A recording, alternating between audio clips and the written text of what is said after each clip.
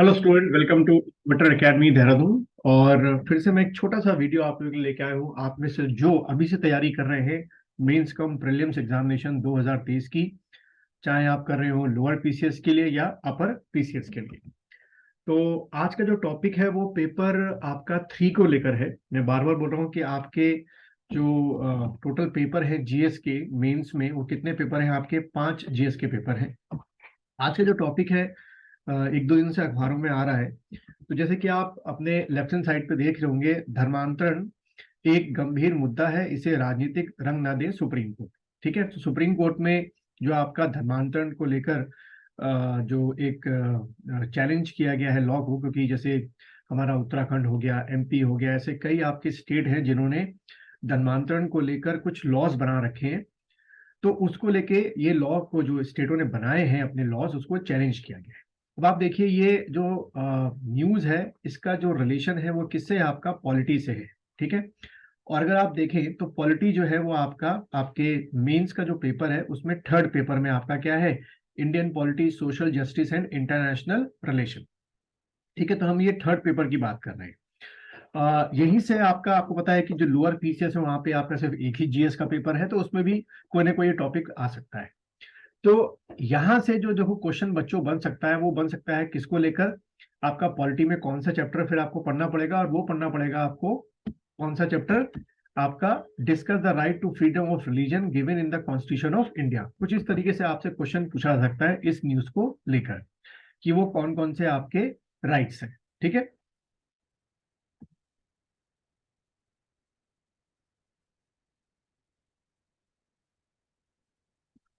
तो अगर हम इंडियन इसका आंसर अगर हम लिखना शुरू करें, तो मैं आपको पॉइंट वाइज बना रहा हूं। अभी आपके रिस्पॉन्सिबिलिटी कि इसका जो आंसर है वो किस तरीके से आप लिखते हैं। तो देखिए, right to freedom of religion अगर आप देखें तो वो आपका किस आर्टिकल से लेकर किस आर्टिकल तक है? अगर आप मेन तौर पे इसको देखें, राइट टू फ्रीडम ऑफ जो रिलीजन आपका है, तो वो आपका कहाँ से कहाँ तक आता है? आपका 25 से लेकर, ठीक है, आर्टिकल 25 से लेकर आर्टिकल 28 तक आपका आता है। ठीक है, तो मेन तौर पे जो है आपका जब भी ऐसा कोई क्वेश्चन मेंस में आएगा तो दे आर आस्किंग यू कि आप आर्टिकल 25 से लेकर 28 तक के जो प्रोविजंस हैं, ठीक है, इन चारों आर्टिकल्स के प्रोविजन को डिटेल में जो है वो क्या करें, आप डिस्क्राइब करें। ठीक है, ये आपसे क्वेश्चन पूछा जा सकता है। तो सबसे पहले हम लोग आर्टिकल 25 ले लेते हैं, और यही क्वेश्चन आपके प्रीलिम्स में भी आ सकता है। तो सबसे पहले हम लेते हैं आर्टिकल 25। ठीक है, तो अगर आप 25 की एक लैंग्वेज को पढ़ेंगे तो क्या लिखा हुआ है? Freedom of conscience and free profession, practice and propagation of religion.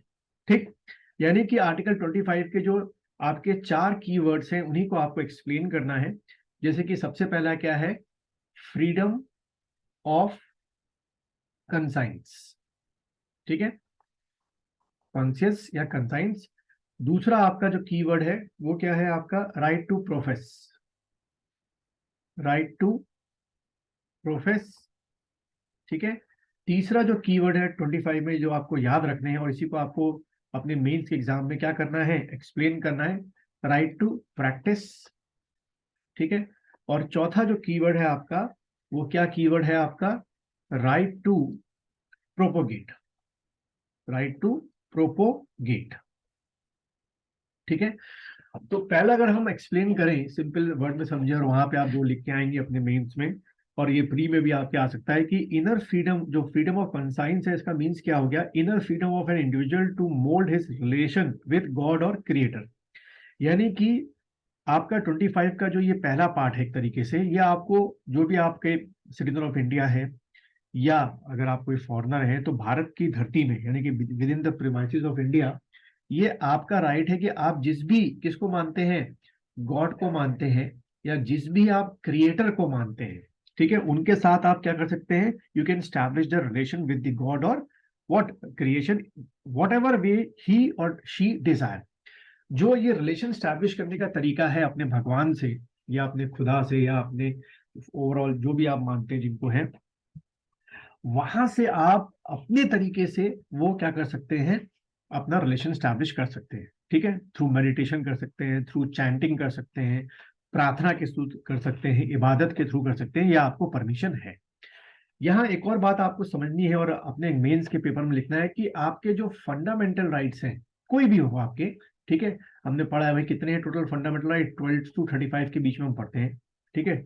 ये आपके ध्यान रखना एब्सोल्यूट नहीं है, ये भी एक साफ बात आपके कॉन्स्टिट्यूशन किताबों में लिखी हुई है कि your fundamental is not absolute right, यानी कि अगर किसी विशेष स्पेशल सिचुएशन ऐसी होती है तो आपसे वो फंडामेंटल राइट जो है वो आपसे छीने जा सकते हैं, ठीक है, ऐसे बहुत से केसेस हुए हैं। लेकिन वो कंडीशन देनी पड़ेगी सरकार को या जो आपका लॉ इन्फोर्सिंग एजेंसी होती है उनको देनी पड़ेगी।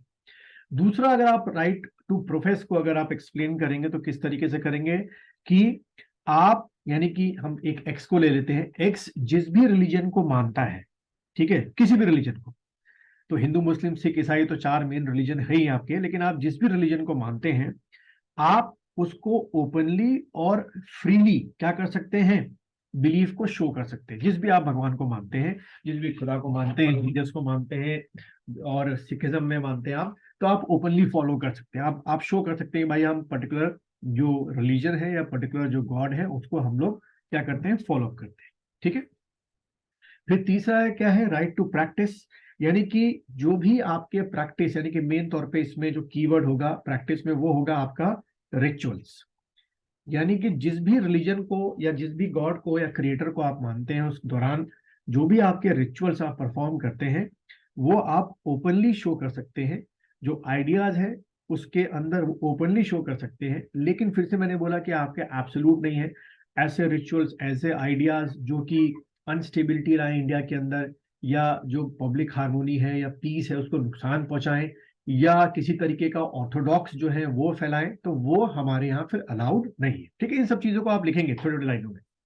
और राइट टू अगर हम बात करें प्रोपगेट की है, तो जिस भी रिलीजन या फेथ को आप मानते हैं क्या कर सकते हैं बच्चों, आप ओपनली जो है लोगों के बीच में जाके उसको बता सकते हैं, ठीक है, कि भाई मैं पर्टिकुलर रिलीजन को मानता हूँ, पर्टिकुलर फेथ को मानता हूँ, उसकी ये आपकी अच्छाइयाँ है और ये जो है उसके क्या है आपके थ्योरी से।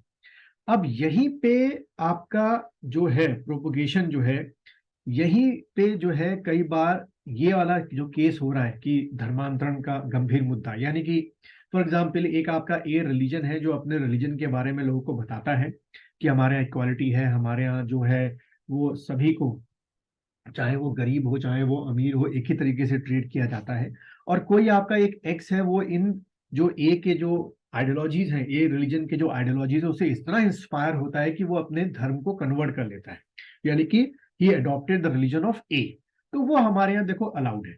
लेकिन कॉन्स्टिट्यूशन में ही ये कहा गया है कि ये जो कन्वर्जन होना चाहिए ये किसी तरीके का एल्यूरेशन नहीं होना चाहिए कि एल्योर कर रहे हैं या कुछ भी आप कर रहे हैं, ठीक है। और वही केसेस आपके चल ही रहे, जैसे यहाँ पे देखो लिखा हुआ है कि लालच, धमकी, तोहफे, पैसा देकर धर्म परिवर्तन कराने वालों पर निगरानी की मांग वालों में विकेटर में कहा, ठीक है, वो तो कह रहा लिखना चाहिए लेकिन ये चीज हमारे यहाँ अलाउड नहीं है, ठीक। अच्छा, तो ये हो गया आपका आर्टिकल 25 जितना मैंने ओरली बताया, क्योंकि आपको पता ही है कि ऐसे क्वेश्चन में आपको ज्यादा जो वर्ड लिमिट मिलती है या तो लॉन्ग क्वेश्चन में आएंगे आपके 250 में आएंगे या तो 150 में आपके आएंगे, उससे ज्यादा नहीं आ सकते, मतलब उससे कम वर्ड में आप इसको एक्सप्लेन नहीं कर पाएंगे, क्योंकि आपको पूरा एक्सप्लेन करना है कहाँ से, आर्टिकल 25 से शुरू करते हुए 26, 27, 28, ठीक है, चारों के चारों आपको करने एक्सप्लेन। फिर हम बात करते हैं आगे आर्टिकल किसकी, आर्टिकल 26 की, ठीक है, आर्टिकल 26 की बात करते हैं। तो आर्टिकल 26 में लिखा हुआ है कि freedom to manage religious affair, ठीक है, freedom to manage religious affairs, freedom to manage religious affairs. अब इसका मीन्स क्या हुआ कि under this article 26 any citizen of India और any person can establish what, establish and maintain institution for religious and charitable person, ठीक है, कोई भी इंस्टीट्यूशन है आपका, उससे आप क्या करना चाहते हैं, लोगों को बताना चाहते हैं अपने रिलीजन के बारे में, तो आप जो है उससे स्टैब्लिश कर सकते हैं, रिलीजियस इंस्टीट्यूशन स्टैब्लिश कर सकते हैं या चैरिटेबल जो आपके होते हैं ट्रस्ट होते हैं वो स्टैब्लिश कर सकते हैं, ठीक है। और इसीलिए इसी के अंदर में जो आपकी बहुत सारी सोसाइटीज हैं जैसे रामकृष्ण मिशन हो गया, आनंदम वर्गा हो गया, बहुत सारी सोसाइटीज हैं उनको परमिशन इसके अंदर मिल जाती है, ठीक है। फिर अगर हम बात करें आर्टिकल 27 27 की बात करें हम लोग अगर, तो आर्टिकल 27 में क्या लिखा हुआ है? Freedom from taxation. ठीक है, freedom from taxation. Freedom from taxation का मतलब ये हो गया बच्चों कि ये आर्टिकल जो है वो सेंटर और स्टेट को ये साफ साफ कहता है कि आप किसी भी तरीके का कोई जो क्या होगा, रिलीजियस रिलीजियस बेस्ड जो टैक्स होगा वो लोगों पर इम्पोज नहीं करेंगे। यानी फॉर एग्जाम्पल, एक एग्जाम्पल के तौर पे मैं ले रहा हूँ कि जैसे अभी हम लोग जो पेट्रोल भराते हैं, मैं राउंड फिगर में ले रहा हूँ, लगभग 96 रुपीज का पड़ता है। ठीक है, 96 रुपीज पर लीटर। इस 96 रुपीज में बहुत सारे आपको क्या देने पड़ते हैं? सेस देने पड़ते हैं। कहीं जगह 50 पैसे का सेक है, 1 रुपए का, 2 रुपए का। तो एक मैं सेस ले लेता हूँ, एक आपका कलेक्ट किया जाता है कि भाई सेस किस नाम पे 50 पैसे का या 1 रुपए का सेस होता है या 40 पैसे का होता है कि फॉर स्कूल एजुकेशन। तो जो आपका है ना, क्या कहते हैं, सर्व शिक्षा अभियान, उसके लिए, रोड डेवलपमेंट के लिए, ग्रीनरी के लिए, ऐसे बहुत सारे जो सेस होते हैं वो इम्पोज सरकार करती है जब भी आपसे 1 लीटर पेट्रोल जो है आप परचेज कराते हैं। लेकिन किसी भी हालत में सरकार ऐसा कोई टैक्स आप पर नहीं लगाएगी कि पर्टिकुलर कोई आपका जो रिलीजियस इंस्टीट्यूशन है, जैसे कोई मंदिर है, कोई मस्जिद है या गुरुद्वारा है या चर्च है, वो सरकार को बनाना है और वो आपके टैक्स के पैसे से बनाए। यानी कि पर्टिकुलर बोल के बोले कि ये 1 रुपए हम ले रहे हैं मंदिर बनाने के लिए, ये 1 रुपए हम ले रहे हैं मस्जिद बनाने के लिए, वो हमारे यहाँ ऐसा रिलीजियस टैक्स अलाउड नहीं है। ठीक है। दूसरी चीज इसी में कहा गया 27 में कि जितने भी आपके रिलीजियस लीडर्स हैं, ठीक है, वो भी इस तरीके का जो टैक्स इम्पोजिशन है वो नहीं कर सकते। यानी कि वो अपने जो फॉलोअर्स हैं उनको ये नहीं बोल सकते, जैसे फॉर एग्जांपल मस्जिद में जो है हेड ऑफ मस्जिद जो होते हैं वो ही नहीं बोल सकते मुसलमानों को कि आप पर्टिकुलर आपको ये टैक्स देना ही देना है, या हेड ऑफ जो टेम्पल होते हैं वो नहीं बोल सकते कि आपको पर्टिकुलर देना ही देना है। हाँ, आप अपनी मर्जी से दान दे के आ रहे हैं, वो एक अलग चीज है। ठीक है, तो ये आपका हो गया 27। फिर आर्टिकल 28 की बात करें, ये भी बहुत बड़ा आर्टिकल है। ठीक है, लेकिन एक लाइन में बस आपने ये समझ लेना है कि जो भी आपके क्या होते हैं, गवर्नमेंट आपके स्कूल्स होते हैं या कॉलेजेस होते हैं, उनमें किसी भी तरीके का जो रिलीजियस इंस्ट्रक्शंस होते हैं वो अलाउड नहीं होते। लेकिन एक मोटा मोटा बता रहा हूं मैं, एक ट्रस्ट के अंदर में जो कॉलेज स्टैब्लिश हुए हैं या अंडर द आर्टिकल वो 30 जो स्टैब्लिश हुए हैं, कि अंडर आर्टिकल 30 कहते हैं कि the minorities can establish religious वो एजुकेशनल इंस्टीट्यूशंस, तो वहां पर जो रिलीजियस इंस्ट्रक्शंस होते हैं वो उनको अलाउड एक तरीके से दिए जाते हैं।